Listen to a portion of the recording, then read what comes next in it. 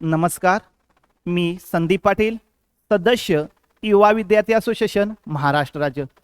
तुषारदादा देशमुख यांच्या नेतृत्वाखाली शिक्षक अभियोग्यता परीक्षेचा निकाल लागल्यानंतर आम्ही संपूर्ण महाराष्ट्रभर कोर टीम असो किंवा सर्वसामान्य अभियोग्यताधारक असो यांच्याद्वारे पाठपुरावा करत आलो आहोत, ग्राउंड लेवलवर काम करत आहोत. पण आजचा व्हिडिओ जो आहे तो व्हिडिओ कोल्हापूरबद्दल माहिती देणारा आहेच, त्यासोबतच आपली सर्वांचीच दिलगिरी व्यक्त करणारा असेल.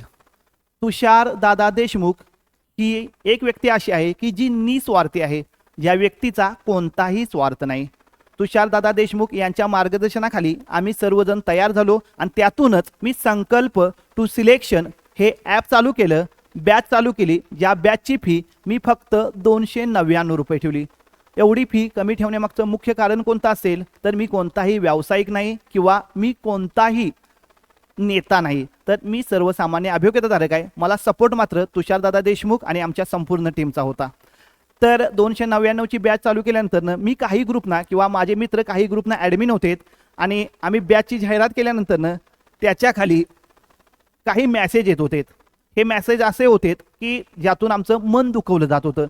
पण 299 रुपयेमध्ये सर्वसामान्य अभियोग्यताधारकांचा विचार करून शिक्षक भरती 2025 समजावी ही मानसिकता ठेवून आम्ही बॅच चालू केली असताना थोडंसं मनाला लागणारं मेसेज आलं की थोडंसं वाईट वाटतं. आणि यातूनच काही अनुभवी लोकांना जी आमच्या युवा विद्यार्थी असोसिएशनशी जोडलेली होती किंवा मला वेळोवेळी मार्गदर्शन करत होते अशा लोकांना मी रिमूव्ह केलं. त्यामध्ये समाधान देसले सर असो किंवा विठ्ठल शिंदे सर असो, अशा सर्वच लोकांना ज्यांना माझ्याकडून किंवा माझ्या टीमकडून रिमूव्ह केलं गेलं, अशा सर्व लोकांची मी मनापासून दिलगिरी व्यक्त करतो आणि माझ्या आजच्या व्हिडिओला सुरुवात करतो. पण जे काही आज तुमच्यासमोर मी आहे तो असण्यामागचं मुख्य कारण काय असेल तर तुषारदादा देशमुख यांचं नेतृत्व व युवा विद्यार्थी असोसिएशन तसेच कोर कमिटी. तर आजचा विषय माझा आहे तो म्हणजेच शिक्षण विभाग प्राथमिक जिल्हा परिषद कोल्हापूर. आणखी एक गोष्ट तुम्हाला सांगायची आहे. मी स्वतः रत्नाकर गवारी सर, उदय जाधव सर, विक्रम खरात सर, आम्ही चौघेजण परीक्षा परिषद पुणे, आयुक्त कार्यालय पुणे येथे तुषारदादा देशमुख यांच्या नेतृत्वाखाली शिक्षक भरती 2025 संदर्भात जाहिराती किती अपलोड झालेल्या आहेत, त्यासोबतच जर जाहिराती मोठ्या प्रमाणात अपलोड झाल्या नसतील तर पदांची संख्या खूपच कमी असेल, म्हणून आस्थापनांना जाहिराती अपलोड करण्यासाठी मुदतवाढ द्यावी यासाठी निवेदन घेऊन गेलो.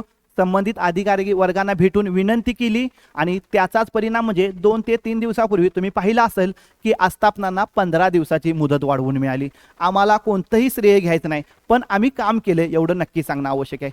त्यासोबतच 2 दिवसापूर्वी तिकडून आल्यानंतर मी आणि सुयश उदाळे सर कोल्हापूर जिल्हा परिषदमध्ये गेलो आणि आमची आस्थापना नेमकी पवित्र पोर्टलवर का गेलेलं नाही याचा शोध घेतला. त्यावेळेला अधिकारी वर्गाची चर्चा करत असताना अधिकारी वर्गाने आम्ही गेलो त्या दिवशी जाहिरात अपलोड केली. थोडक्यात काय तर पुणे, गोंदिया, कोल्हापूर यांची जाहिरात अपलोड झालेली आहे जिल्हा परिषद यांची, त्यासोबत कोल्हापूर महानगरपालिकेची सुद्धा झालेली आहे. आणि हे आम्हाला कधी कळालं तर युवा विद्यार्थी असोसिएशनतर्फे पाठपुरावा करत असताना. त्या व्यतिरिक्त आणखी काही माहिती आम्हाला मिळाली, ती माहिती तुम्हाला घेऊन आलो आहे. माहिती आहे शिक्षण विभाग प्राथमिक जिल्हा परिषद कोल्हापूरची. रिक्त पदांचा अहवाल माध्यम आहे मराठी, तुम्ही बघत असलेला. सन 2025-26च्या संच मान्यतेनुसार रिक्त पदे 1 जून 2026 अखेर. तुम्ही बघत असलेला पद कोणतं आहे यासाठी संवर्ग, मंजूर पदे किती आहेत, कार्यरत पदे किती आहेत, रिक्त पदे किती आहेत आणि निव्वळ रिक्त पदे किती, अतिरिक्त पदे किती आणि इथं 13 असं कॉलम तुम्हाला दिलेले आहेत. आता आपल्याला या कॉलमशी न काय बोलता आपण डायरेक्ट इकडे जाऊया. तर विस्तार अधिकारी श्रेणी 2ची पद किती रिक्त आहेत तर धामोड आणि अनाजी या 2 केंद्रात 2 रिक्त आहेत असा त्याचा अर्थ आहे. विस्तार अधिकारी श्रेणी 3ची किती पद रिक्त आहेत तर बघा शिरगावला 1, म्हणजेच विस्तार अधिकारी श्रेणी 2ची रिक्त पदे 3 आणि विस्तार अधिकारी श्रेणीची 2, म्हणजेच याची आणि याची कोल्हापूर जिल्ह्यातील राधानगरी तालुक्यातील ही माहिती आहे. हे सर्व काही तुम्हाला सांगणारच आहे. विस्तार अधिकारी श्रेणी 2ची मंजूर पदे 3 होती, कार्यरत पद 1 ही नाही, परिणामात रिक्त पदे 3 आहेत. ही कुठं कुठं आहेत तर धामोड आणि अनाजी इथं. त्यासोबतच विस्तार अधिकारी श्रेणी 3 ची 2 पदे रिक्त आहेत, ही शिरगाव केंद्राशी संबंधित आहेत. आता मुख्याध्यापक पदाची मंजूर पदे 47 होतीत, कार्यरत पदे 35 आहेत आणि रिक्त पदे 13 आहेत. ती 13 कुठं कुठं आहेत हे इथं तुम्हाला दिलेलं आहे. सावर्डेमध्ये आहे, मोहोळीमध्ये आहे, गुडाळमध्ये आहे, माझगावमध्ये आहे, 13 ठिकाणी आहेत. त्यासोबत एक अतिरिक्त मुख्याध्यापक आहे, तो कुठं आहे तर मांगोली येथे आहे. आम्ही ज्यावेळेला जिल्हा परिषद कोल्हापूरला गेलो त्यावेळेला आम्हाला ह्या गोष्टी मिळाल्यात. ह्या गोष्टी आपल्याला का गरजेच्या आहेत ते तुम्हाला मी सांगणार आहे. पुढे बघा,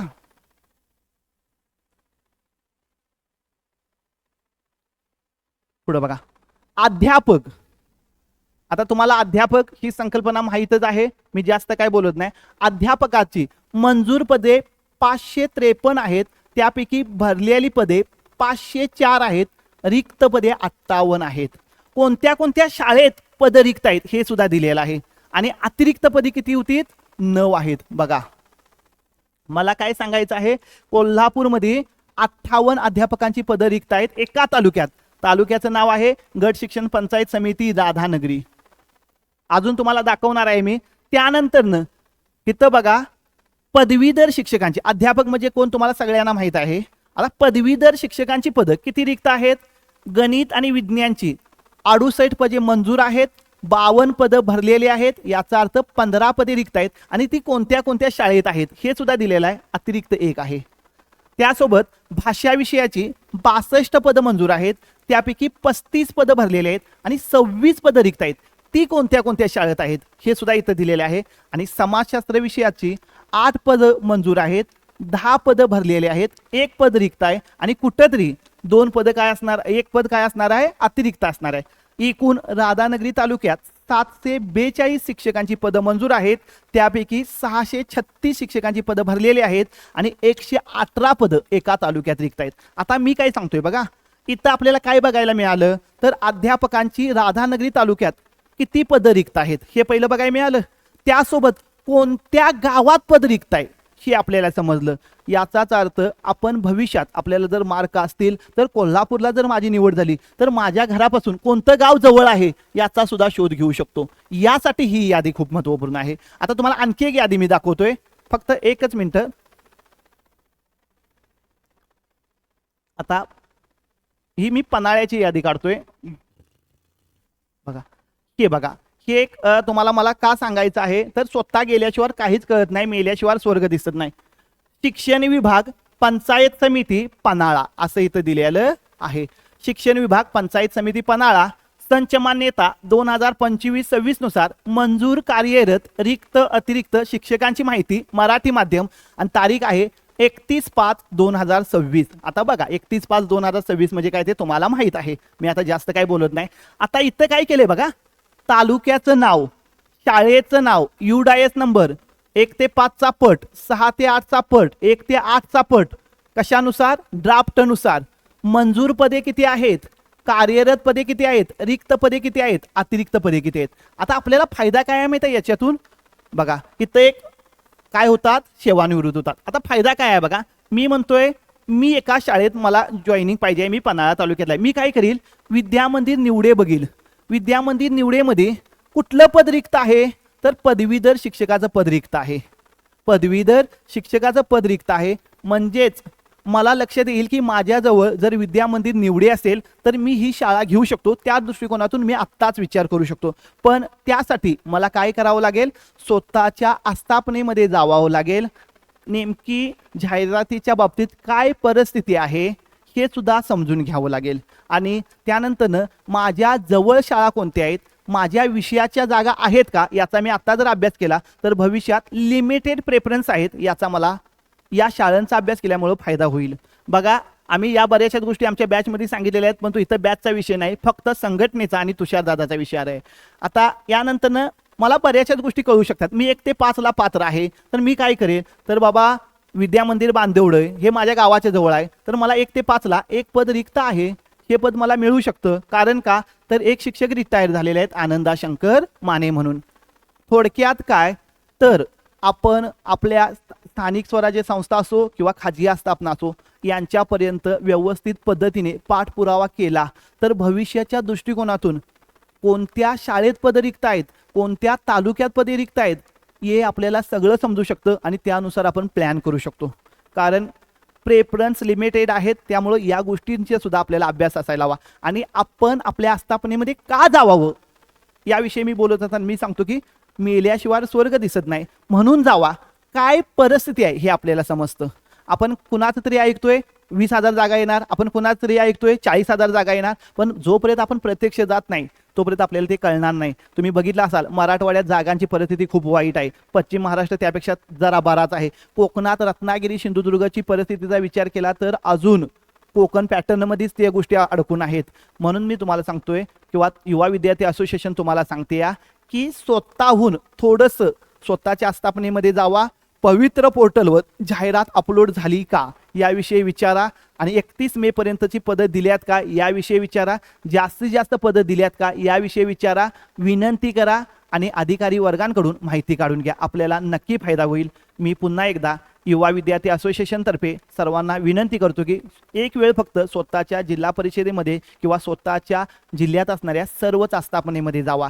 रयत आणि स्वामीची सुद्धा जाहिरात पवित्र पोर्टलवर पडलेली आहे, हे आम्हाला आयुक्त कार्यालयातून कळालेलं आहे आणि हे सत्य आहे.